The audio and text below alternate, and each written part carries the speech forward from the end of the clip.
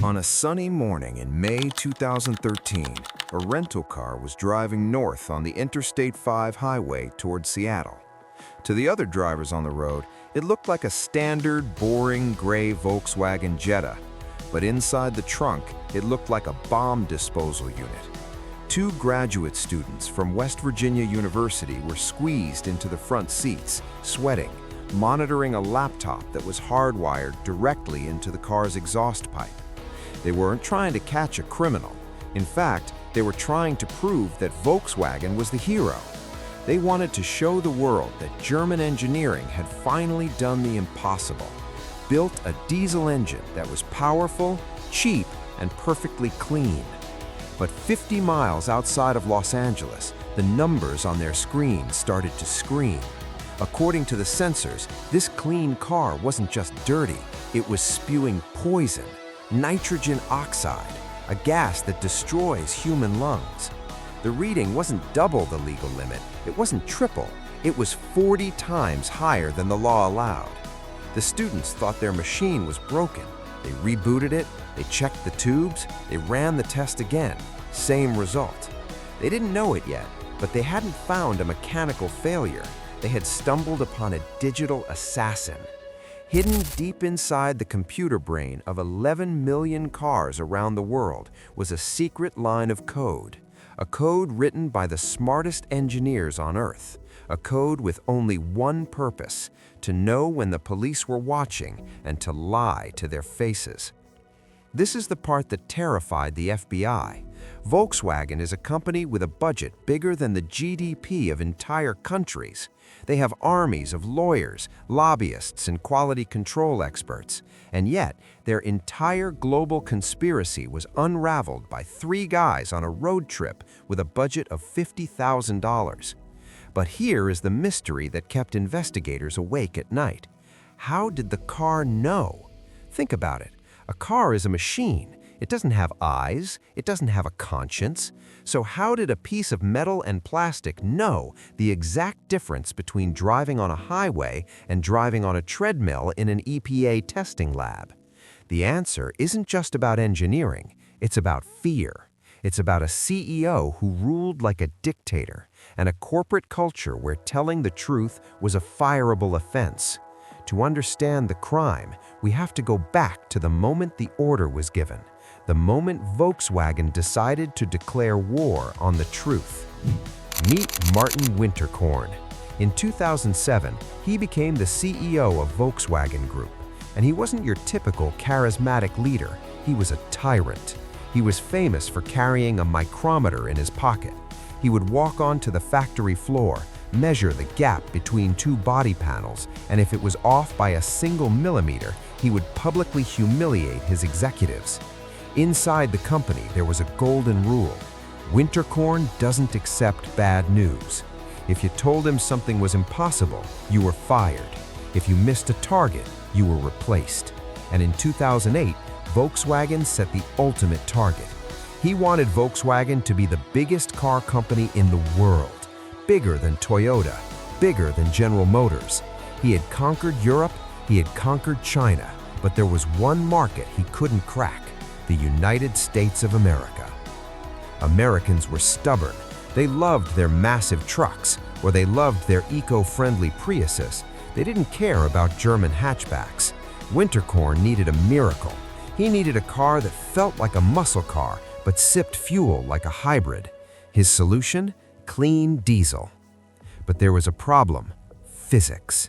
Diesel engines are powerful, yes, but they burn dirty. They produce nitrogen oxide. It's nasty stuff. It destroys human lungs, it causes smog, acid rain, and permanent lung damage.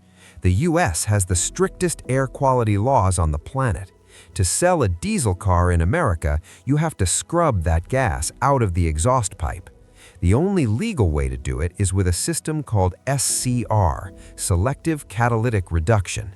It uses a tank of liquid urea, often called AdBlue, to neutralize the gas. But Winterkorn hated AdBlue. It was expensive, it added weight, and worst of all, it meant customers would have to refill a tank of sludge every few months. Americans won't buy it, he said. So the order came down from the top. Build a clean diesel engine, make it powerful, make it fuel efficient, and do it without the expensive AdBlue tank. The engineers ran the numbers. They panicked. It was technically impossible. You cannot have all three. It's like asking a chef to make a steak that tastes like beef, costs $1, and has 0 calories. It doesn't exist. But remember, Winterkorn doesn't accept bad news. They couldn't say no, so they decided to cheat. The weapon wasn't a wrench. It was a keyboard. In a secure lab in Germany, a small team of software engineers opened the code for the Bosch EDC-17, the car's electronic brain. They wrote a subroutine. In the documents, they gave it a boring, innocent name, the Acoustic Function. Here is the genius of the crime. The code was designed to act like a detective. It constantly monitored the car's sensors to answer one question: am I being tested? It looked for a very specific pattern that only happens in an emissions lab. Is the engine running? Are the wheels spinning at a consistent speed? But is the steering wheel completely straight and not moving? Is the air pressure stable? If the computer saw this specific pattern, it knew, I am on a treadmill. The government is watching. Instantly, the code would switch the engine into what we'll call good boy mode. It would inject extra fuel to burn off the soot. It would dial back the power. It would run perfectly clean. The emissions would drop below the legal limit. The EPA would stamp passed on the paperwork. But the millisecond the driver turned the steering wheel, the computer knew the test is over. We are on the road. It switched to real mode.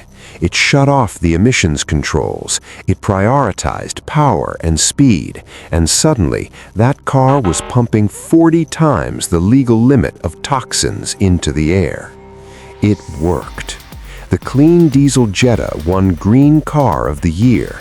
Sales in the US exploded. Volkswagen stock soared.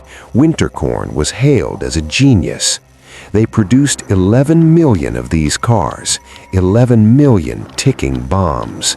And for 7 years, nobody noticed, until Arvind and his rental car. When the West Virginia team published their findings in 2014, they didn't accuse VW of fraud.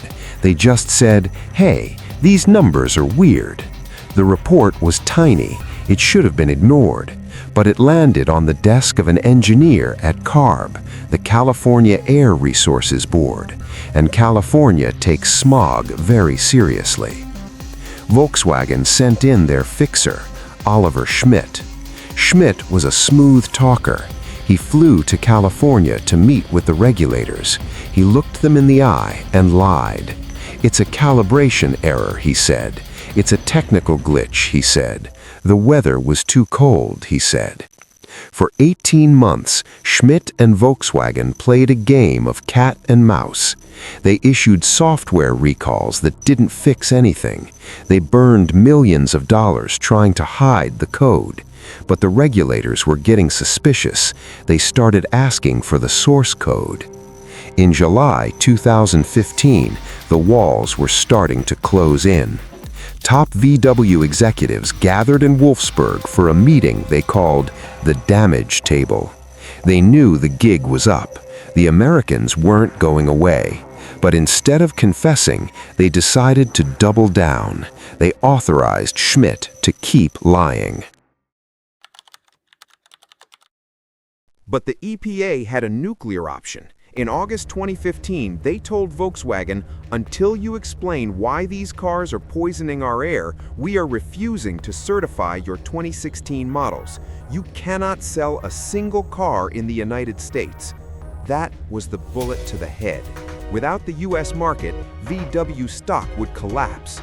Finally, on August 19, 2015, a junior engineer couldn't take the pressure anymore. He broke rank.